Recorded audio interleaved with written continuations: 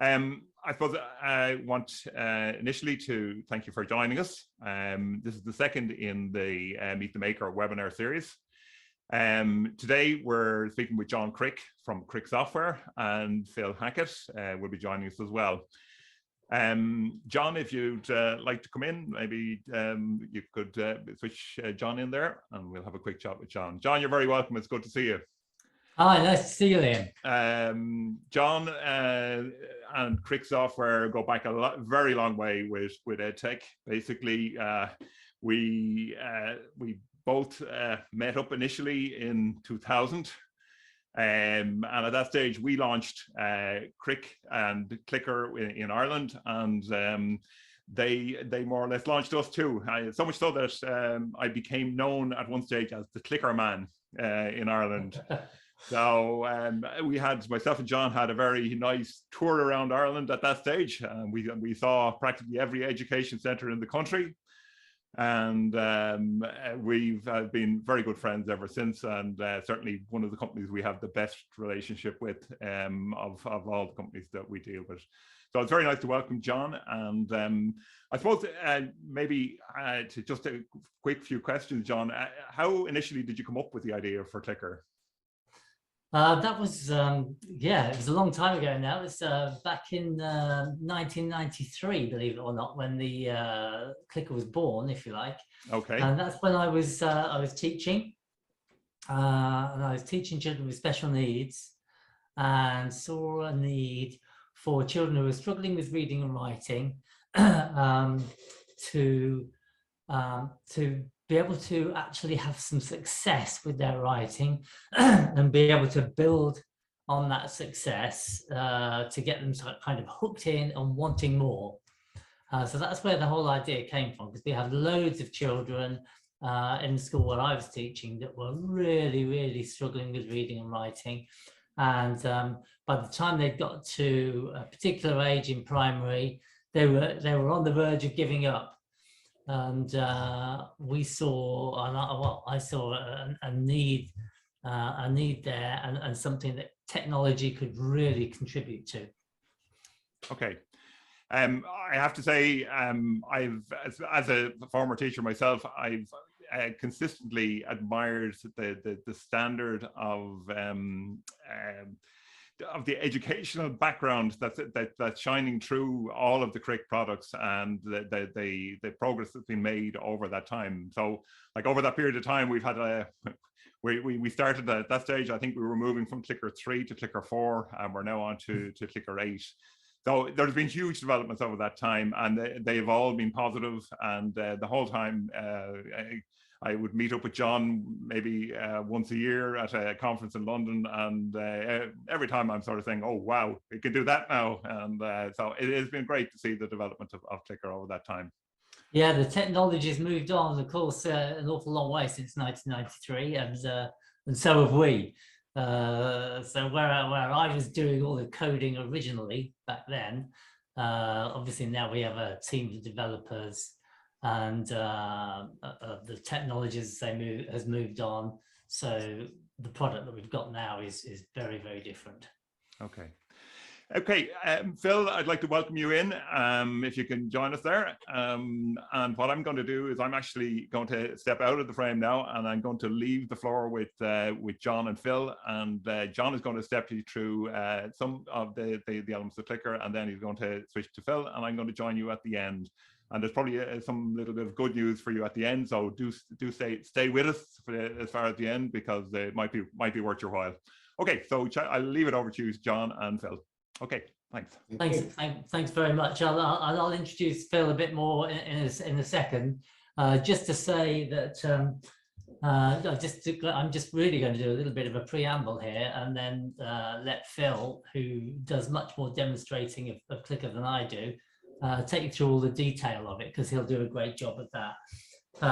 So just to elaborate a little bit further on what I was saying with Liam there, is that Clicker was developed as a tool for children who are really struggling with reading and writing, and children with special needs.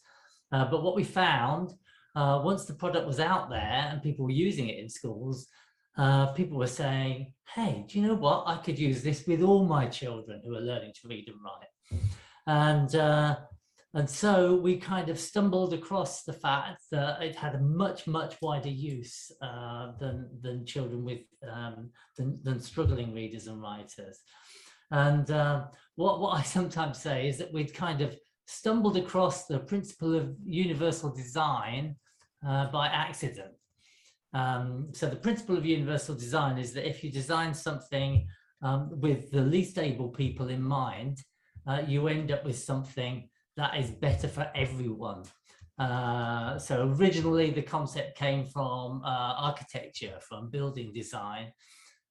You design a new building and think about people who have got accessibility issues coming into that building and moving between the floors in that building. If you design it with that in mind, you end up with a building that's much better for everyone. And software, we discovered, is actually the same, and we still approach it very much in that way. So I think without any further intro, I'm going to hand over to Phil, who's our international business manager at Crick. He's been with us for many years, and he's going to talk you through what Clicker does. And I'm going to butt in from time to time, as politely as I can, though. That's fantastic. Okay, well, hello everyone, and Liam, thanks very much for welcoming us to this webinar. So I'm going to start off, there's lots of things that Clicker can do, but we're going to just start off focusing on the writing. I'm going to start off in Clicker Writer.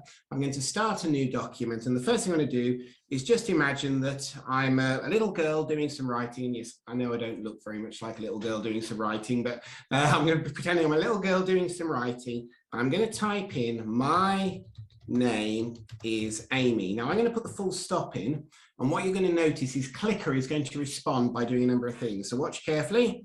My name is Amy. So what you might have noticed straight away is we get that fantastic realistic speech support. We've got this human sounding voice talking back to us. As the words are spoken, they're highlighted, so we've got visual reinforcement of the speech support, which is great. And also you might have spotted that I was a bit lazy with my capitals. I didn't put a capital M or a capital A in for the start of the sentence and the A of Amy, and Clicker sorted that out for me. Yeah, and the key thing about the speech there is that it kind of forces children to review what they've written. So as soon as they put in that full stop at the end of the sentence, it reads it back to them automatically, highlights each word as it reads, and children can then see if they've made a mistake, and if they have, they go back and correct it themselves, because it's only by correcting mistakes ourselves that we learn how to do new things. I think that's, yeah, and John, one thing that a lot of teachers say to me when they see that is say, oh, well, that's great, because it's not reading back until I put the full stop in. I've got lots of children that are forever forgetting to punctuate their work, but they start using Clicker, they start expecting that speech feedback, and then it reminds them and gets them into that good habit of punctuating. Okay, well, John, you mentioned making a mistake, so let's make a mistake. So I don't know, maybe I'm dyslexic and I find writing really hard, and exactly as we said, it's not read back to me because I've not punctuated, but when I do punctuate it, I can hear that I've made that mistake. I find writing really hard. Right, so I can see it's wrong, I can hear it's wrong. Now, if you were using Clicker with older children, you might do the right click and get your list of words. But what I much prefer advising with younger children is you press this wonderful ABC button and you get this lovely child-friendly floating spell checker here. And you know what, if I'm not sure which of those are the correct words, because after all, I didn't spell writing in the first place, then Clicker can help me. So if I'm not sure, I can right click on any word I'm unsure about. Sitting. Hitting. No, that's not right. Is it this one? Writing. Ah, that's right. So right click, listen. Writing. And then rather than just guess, I'm making an educated decision. I want that word, I click on it, and then it goes in. Okay, so the next thing I'm going to just talk about briefly is something called voice notes. Now, voice notes, Clicker 7, wasn't it, that we first introduced voice notes into the document. Yes. And voice notes have, they've got so many different uses. There's two typical ones that when I'm doing demos to schools that seem to really stand out. The first one is that child that maybe has got poor working memory. So you know the child, you talk to them and they're full of fantastic ideas about what they want to write, but when it actually comes to getting those words down on paper, they're concentrating so hard on the writing, all those great ideas might slip away. So I'm going to click one. I'm going to click the sound recorder now. And I'm going to record my first voice note. I'm going to say, okay, I like playing with my brother. I keep rabbits and I quite like baking. So back into roll as Amy, I was just recording then what it is I want to write about. But another use, and John, you might want to comment on this, another use that's really good that we've come across recently is perhaps a teacher saying, okay, Amy, this lesson, I'd like you to do some writing all about yourself. Tell me about your favorite things. And I think the context there, I mean, we've had a lot of feedback during when we've had students that have not been in school the whole time over the last couple of years. How great is it that they can hear the teacher's voice giving them some instructions? And I've even seen teachers put a whole series of those, so they've got step-by-step instructions. First do this, first do the, and next do this, then do the other. And a really strong way to give children a bit more independence, even in a classroom situation. That child that's forever putting their hand up 3 seconds in, sorry, miss, what is it I'm supposed to be doing? Well, this is a great way to support them. Yeah, the teacher can provide the children then with a pre-prepared document with that instruction on it, because of course these voice notes are just part of the document. So all you're creating here is what's called a clicker document. So it's just like with any word processor, you save your document, you reopen it the next time and you can carry on with it. But with Clicker, you can save these voice notes as part of it as well. It's trying to make children, or trying to give children the opportunity to be as independent as they possibly can be, rather than having to keep going back to the teacher each time. And I was just going to say that what's been really brilliant recently is that we've added the ability to have a Google Drive link or OneDrive link directly inside Clicker. So that makes it much easier to then, as John says, you start off with a document with some voice notes in, it makes it much easier then just directly share that from within Clicker to whichever devices the children are using. Yeah, and then of course if they're working at home as well on different computer, they can easily pick it up. Absolutely. So look, we've recorded these voice notes. Let's listen back to one now. Okay, I like playing with my brother, I keep rabbits, and I quite like baking. Okay, so because I mentioned playing with my brother and the rabbits. Okay, let's listen to that back. I like cooking my family and my pets. You like cooking your family, do you, Phil? Yeah, I think I might need to change that. So look, let me go in and sorry about that. Let me add a comma in there and we'll listen to that again. I like cooking my family and my pets. So you'll hear that Clicker does respond to punctuation, even down to things like this. If I type the word, say, amazing. Amazing. And then change that to an exclamation mark. Amazing. So you really get the expression of that, don't you? Yeah, and sometimes I'm asked, oh, that's great, but you know what? Clicker is just speaking a little bit too quickly for the children that I'm working with.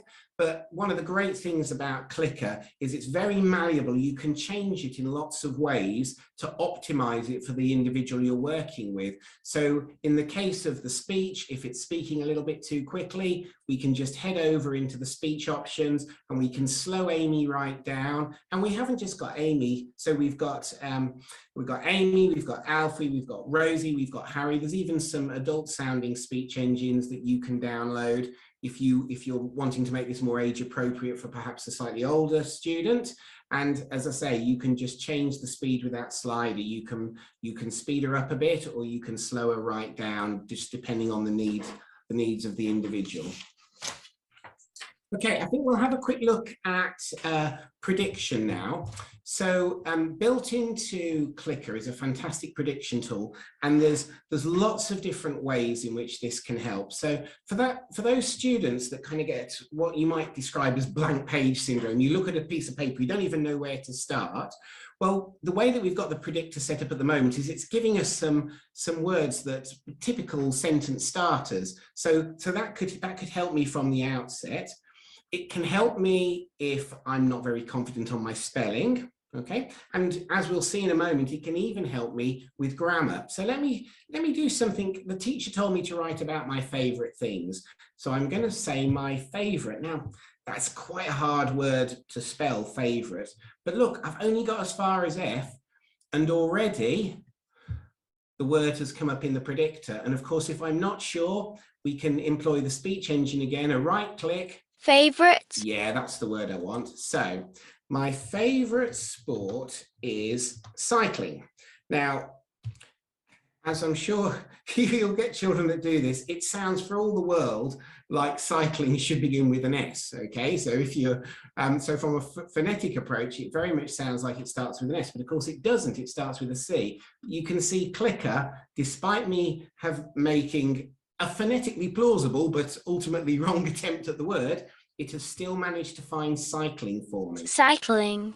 Perfect, okay. My favorite sport is cycling. And I did mention grammar as well. So if I was going to make a grammatical error, so if I was going to write something like, we was going swimming, okay? So we've not got subject-verb agreement there. If I type in we, I don't get was, I get were, because that would be logically follow the we. But if I type in I, what's my top option? Was.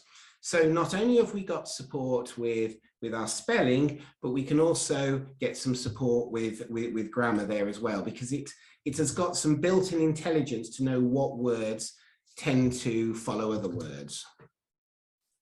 Okay, next I think we're just going to briefly dip into visual accommodation. So I'm just going to show you something now, and I think John's going to talk to you a bit about what's behind this. So if I type in a sentence like, I like to build cardboard models.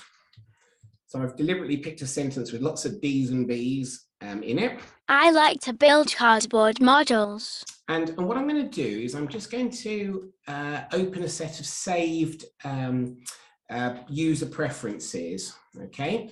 And I'm going to choose my purple preferences there. And then John, did you just want to say a little bit about what we're looking at here? Yeah, so what we've got here is with this set of preferences that Phil's just opened there, you can see we've changed the color. This person has got a different color background and a different color lettering as well, different color font, and indeed a different font. So there's you can have any color you want on the background and the foreground. Now, children with dyslexia often find, not always, but because everybody's individual, they often find certain color combinations are beneficial for them. And so we've built that in so that you can choose any one that you want and experiment with it. And then this is the dyslexia font, which also bundles up with Clicker. And again, it's another option. Some people find this a very nice, clear font to work with. The default font, by the way, that we were looking at a moment ago, is the Sassoon font, which you probably recognize, very common style for using for children to learn handwriting. So all child-friendly fonts, they all come with Clicker as part of it. Yeah, and I was just going to say that some of the feedback we get from schools about this, they really like it because things like the D and the B, one is pinched at the bottom and the other at the top, so they don't reverse, they don't visually reverse in the same way that some other fonts do. Things like Y, J, G and Q have all got different tails on, which helps children distinguish between what otherwise might be fairly visually similar letters. But for the rest of the demonstration, I'm going to put it back to my default settings. Let's just pick those there. Okay, and the next thing that we want to look at is what we call clicker sets. Now, the broad definition of a clicker set is an activity that works within Clicker. So just to kind of give you a quick overview here, I'm first going to look at the writing grid. So we've got sentence sets, and that's for the child at the earliest stage of writing. So here a child is presented with all the words or phrases to make up a sentence on one page, and then they'll piece those back together to try and create the sentence. When they're confident at rebuilding a sentence that has been split up in a sentence set, they then might progress to something like a connect set. And here they're picking and choosing words and phrases. Now, this is obviously a little bit more complex because they could make some poor choices and come out with something that didn't make any sense. So that's cognitively a little bit tougher than the sentence sets. And then we have word banks, and this is for the child that probably can type all their high frequency words, but maybe they're doing some writing about flowers and they can't spell photosynthesis. So what we've got is a bank of topic specific words at the bottom of the screen. So those are the writing grids. They'll sit at the bottom of the screen and support us in Clicker 8. They're also compatible with our app Clicker Writer. And then we have a few other things which we'll dip into these later, but just to show you, we've got planning boards which teachers often use to introduce a topic to either a small group or perhaps a whole class, and we can go straight from planning boards to writing support. We've got our talking books. There are books that we can share with children. We've got simplified books they can read themselves. They can even make their own books. And then under more activities, we have speaking and listening activities in the talk sets. We have matching sets and a whole bunch of other things like labeling activities and picture banks that are in the custom sets. So, John, shall we start with let's start with a connect set. Okay, so if we go for the middle one, so if I start with the My Favorite Things connect set, so we're writing about our favorite things, and what we've got here is a whole series of tabs where we can talk about our favorite things, our favorite foods, our favorite animals, our favorite seasons. So what I'm going to do is I'm going to start typing my favorite. Yeah, that's the word I want. My favorite food. Actually, I've changed my mind. Let's do foods. My favorite foods are, John, could you just pick me a couple off the list that you like the look of? Well, being vegetarian, I am going to go for spaghetti and cheese. Spaghetti and cheese, okay? Okay, let's go for that then. My favorite foods are spaghetti and cheese. Okay, so and then of course we would go on and then write about our favorite colors, our favorite animals, our favorite seasons, etc. John, do you want to say anything about that before I pop into analytics? Yeah, the concept of connect sets is to really get children building sentences from a list of alternatives and structuring sentences. And it's a great way for children who maybe don't have English as their first language as well. And if ever you've used one of those language learning apps, you may have done activities like this in French or German or whatever it is that you're learning. And actually, I've done those on those apps recently, and the sense of achievement that you get, and this is what we want to get with children, and we see this with children using Clicker. Is that they build that sentence, they listen to it back, they go back, they make the correction, they can hear the words read out to them before they use them, and they can have success independently, real success, with their writing. And that's what makes children want to learn more. Or same, it's exactly the same with adults, isn't it? When we're learning something new, we need success, and then we need success again, and then we get hooked on it and we want the next step and to learn the next thing. Success is so important. And so I think connect sets are a really exciting part of Clicker to really get children developing their skills. Okay, so Click has always been brilliant at supporting the writing, but one of the things up until very recently, if a child had done a piece of writing on Clicker, you would absolutely be able to see their outcome, but perhaps what you weren't able to fully understand unless you were sat next to them is actually the journey that they'd taken to get. John, I'm going to click on analytics now. Would you like to just talk us through what we're seeing here? Yeah, as Phil said previously, the teacher would have looked at the document that I've written and say, yep, they've done a great piece of work, but I don't know how they did it. Did they type in all the documents? Did they use the Clicker set? Did they use the predictor? What Clicker Analytics shows you on this tab is exactly how that document was written. And it's very simple to use. As you saw, Phil just clicked on analytics, you go straight into it. You've got your color-coded words on the left-hand side there. And then on the right-hand side, you've got this donut, which gives you a quick overview using those colors of how the document was written. So the black, if you can see that at the bottom, you can see the key for that as well. So black means keyboard. And you can drill down further if you want to on that, as Phil's just done there, and get a full list of all the words that were entered from the keyboard, which you can actually see on the left-hand side. It tallies up with that as well. And actually, John, that's really good, because that's a list of their successes, isn't it? So those are all words that they were able to type in without assistance. Without assistance at all. And the other ones could still be successful in that they're sequencing them in a particular way. But yeah, you can see exactly how those words went in.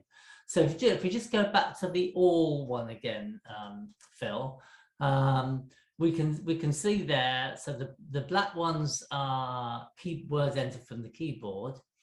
And here we can see the orange words which have come from that connect set. And so in that last sentence, you can see even that S that Phil added to the word food came from the keyboard. So you got really a really powerful tool there to give you quite precise information about where everything came from. If we have a look at the spell check one, Phil, could we have a quick look at that? So with this one, not only can you see that the word writing was entered from the spell checker, but overall in that second column there, you can see what the original spelling was that was put in. So now you might not want this level of detail for every single document that a student writes, but it's there if you want it. You can look at it and and then the teacher can use that for informing them as to what teaching points they're going to make next time.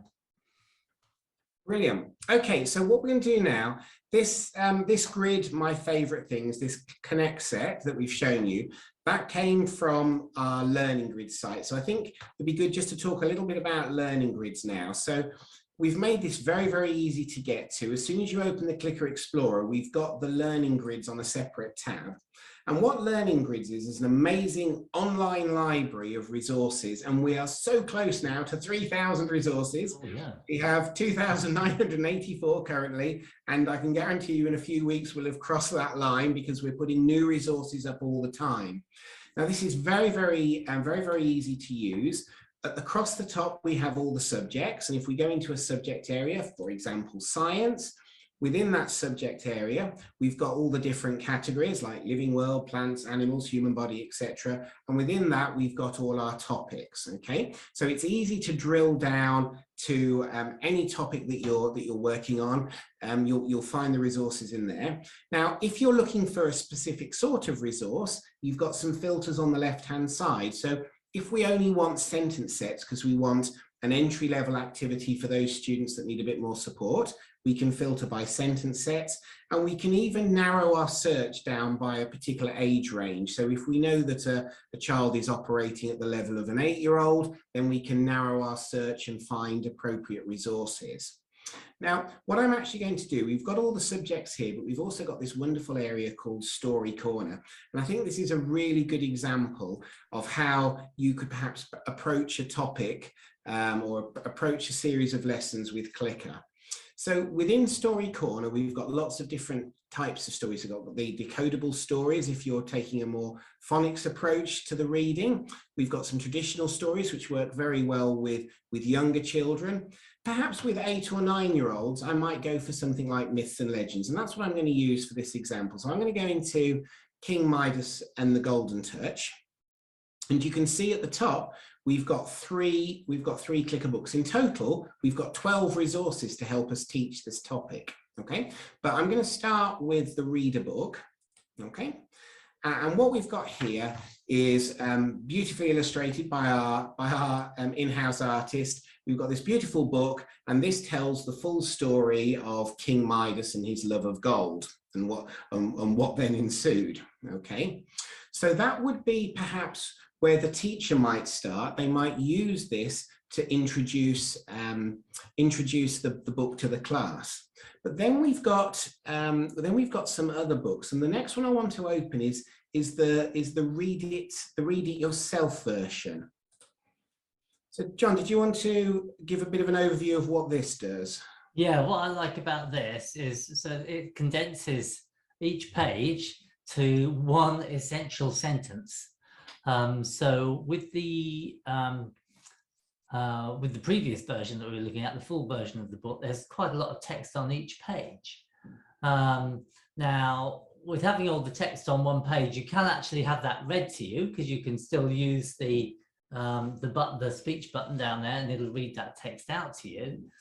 But the idea of the read it yourself version is that you would try to read each word yourself as you go along. But by clicking on the words that you're struggling with, you can get help on those individual words. Garden. Okay, so you just click on the word and it'll read that word out to you that you want.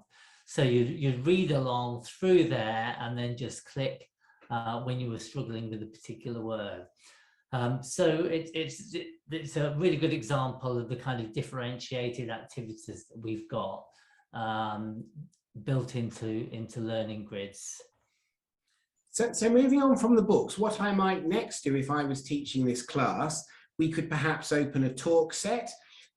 So this is an activity where we've got all these different pictures which represent the different sections of the story, and we can go into each picture and maybe a different child in the group can come up and describe what's going on in this picture. And there's some good evidence to show that if students are able to articulate what's going on in a story, they are then subsequently more effective at writing it if they first articulated it. So that's kind of an important part of the strategy on this journey to what will ultimately be them, in this case, creating their own book with the King Midas and the Golden Touch. But perhaps on the way to that, we'll just dip into some of the other activities. So we've looked at a connect set. Let's have a look at what we talked about at the start, the sentence set. So I'm going to open this up, okay?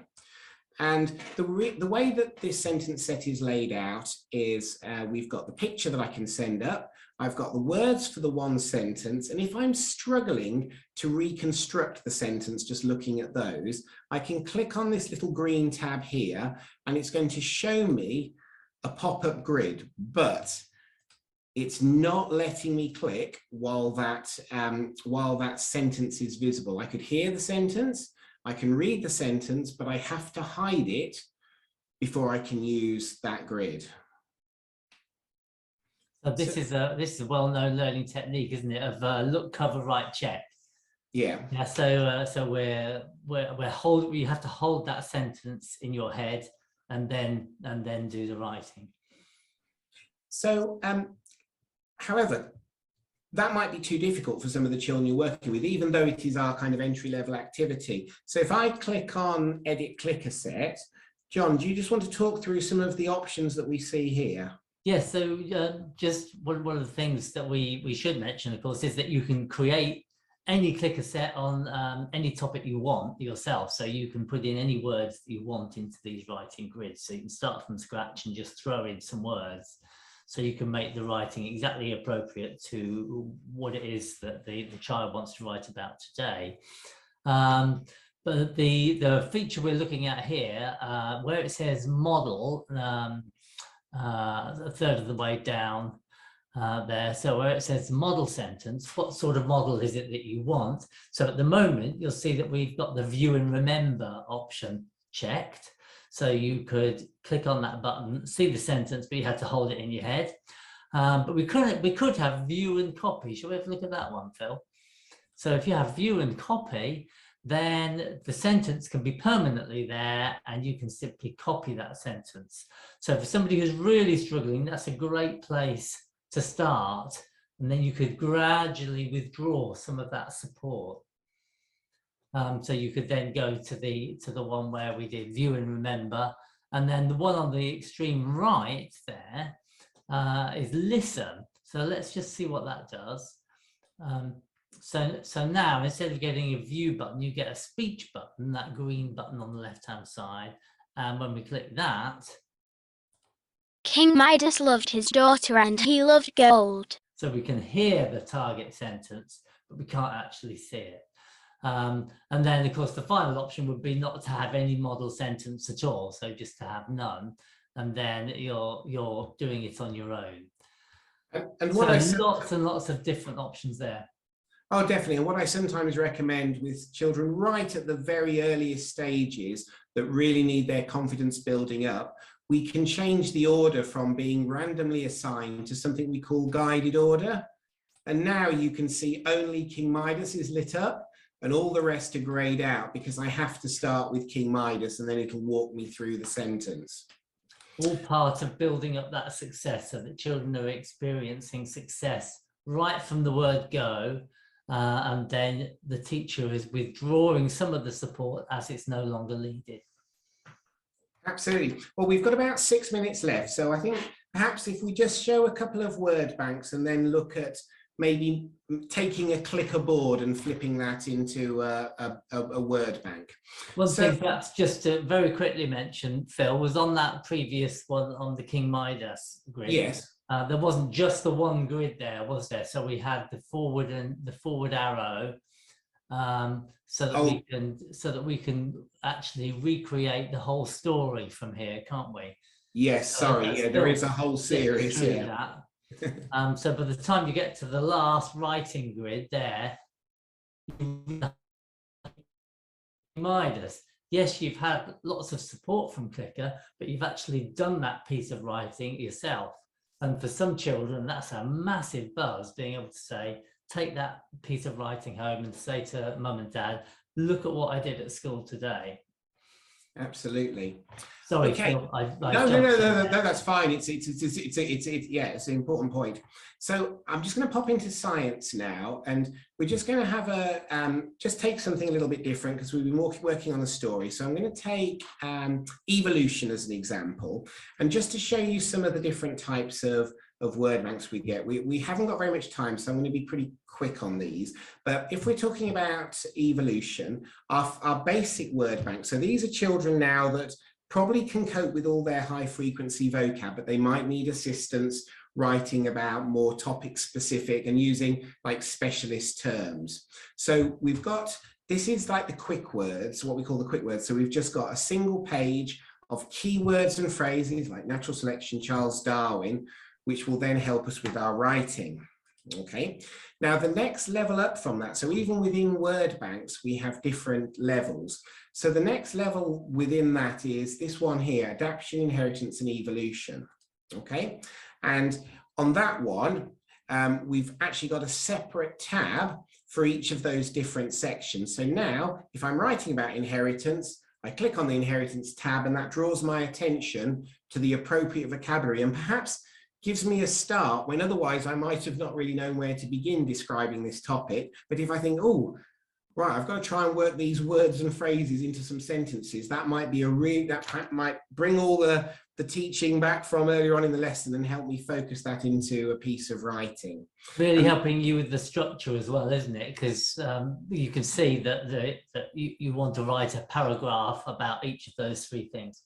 Absolutely. And then finally, just very quickly, we've got the A to Z. So this is much more complex. We're going to have to fish the words out of a much wider range of vocab, but this is going to be great for stretching perhaps our more confident writers. And I think brings us back to what you were saying earlier, John, about the universal design, that we started off with something that was very much focused on supporting those who needed the most help. But very quickly, it becomes obvious that actually this is a tool that's appropriate for all of them. Yeah, and this A to Z might be actually an activity to extend your most able writers, saying, right, you can do this writing on your own, but here's some extra vocabulary that I'd like you to learn to use as well. Okay, I think there's lots of things we could show you. I think if we just very quickly finish with a clicker board, John, because I'm conscious of the time. So, yeah. So this is a clicker board, and the scenario here is I've just dragged and dropped these pictures in from the web. It's ever so easy. You can just drag and drop straight off Google Chrome, if you like, straight onto a clicker board. And then I would be talking to the class, I'd be asking their ideas, and I've just typed some nonsense in there to show you. But while I was talking to the class, I'd be gathering ideas on advantages and disadvantages of electric and diesel and petrol cars. And then when we want to do some writing, we can just click the button and say, create word bank. And all those words, including the nonsense that I typed in, just to show you that it's working, has gone into a word bank that the children can immediately use to help them with their writing. And as a very final thing, and then I'll we're going to hand back to Liam. But we've got for those kind of higher level writing tasks, we have some really good frames, and we do have a fantastic persuasion frame, which has got all those key sentence starters, I would argue, general words, link words, and phrases that would pair very well with that word bank to help us persuade we should either all go electric or we should stick with diesel or petrol. Yeah, because structuring writing, when children get to that level of writing, a lot of children really struggle, don't they, with structuring it. And knowing the kinds of sentences to use, and this is a wonderful way to do it. Very, very popular, these writing frames. Okay, well, thank you very much, Liam. Shall we? We'll hand back to you now. Okay, thank you very much for that, John and Phil. Really fascinating, and I'm always finding new information. The Google Drive bit I hadn't been aware of, which is brilliant, and it's really, really good bit of information for me to know, because for parents using the program at home, that is a big plus to be able to get the grids shared from school to home. I'm just going to talk a little bit about the licensing. Originally Clicker came with a perpetual license, and I was being Irish, I was always a great fan of the perpetual license. Like houses, you own your house and you have it forever. But I have to say the Crick 3-year license, I think, is giving absolutely the best of all worlds, in that all of the users now have access to all of the resources that you saw John and Phil demonstrating there. So the likes of the Find Out and Write About books, Clicker Phonics, New to English, they used to be all resources that you had to pay for separately. They're all available now to you free of charge once you have your subscription to Clicker and it's valid. So just in terms of cost, so to give you some idea of cost in terms of Irish use, and we of course have to include VAT here. For a home user, you're looking at €215, and that's for a 1+1 license. So that's one for the parent, one for the child. And in a school situation, your basic single user license is €499, and that's for, again, 1+1. So it's to give your student access to the program, and it's also giving the teacher access to the program as well. For 5 computers, you're looking at 880, 10 is 1,300, 50 is 3,250, and a site license is 3,985. The important thing with that license is you can break it up between whatever platform you wish. So if you've got a mix of iPads and Chromebooks and Windows machines, if you've got a 50 user license, you can split that up whichever way you like. You have complete flexibility. And the other thing, and we're often asked, is, well, what happens if I want to take it off a device? Am I going to lose the license? And no, you won't lose the license. It's just a question of deactivating it on that machine, and then you can reactivate it either on another. If it's Windows, you can put it on another Windows machine, or alternatively, you can switch the license across to iPad or whatever platform you wish. So that's more or less rounds it up. Just one quick question for Phil, if he's still there. Of course. Excellent.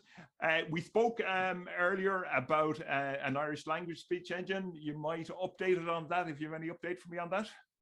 Yes, sure. So there is an Irish there's an Irish speech engine available, and I ran some tests on it, and it is compatible with Clicker, but we needed to make a couple of internal tweaks so that it was going to work correctly. And I'm pleased to say that that development is going to be done. And in our next release of Clicker, that I think we're looking to April for that. But when the next release of Clicker comes out, then it will support the Irish speech.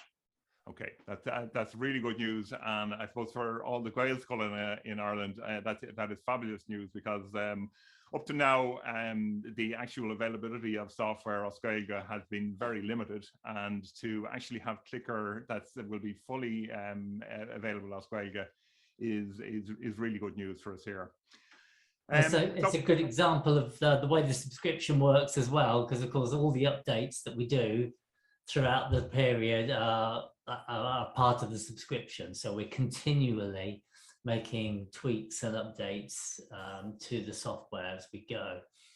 That's very good point, John. And I think that is the other part of it, because sometimes when we would have said, brilliant, I have the software forever, the software forever is only as good as the current version of Windows. And if the nice people in Microsoft come along and say, we're bringing out Windows 13 and all your software is now defunct, your lifetime license isn't any good to you anyway. So I think, John, you've very much hit the sweet spot with that 3-year license, and well done on it. Yeah, it's brilliant. Okay, so I'm just going to say goodbye to John and Phil there, and thank you very much for being with us.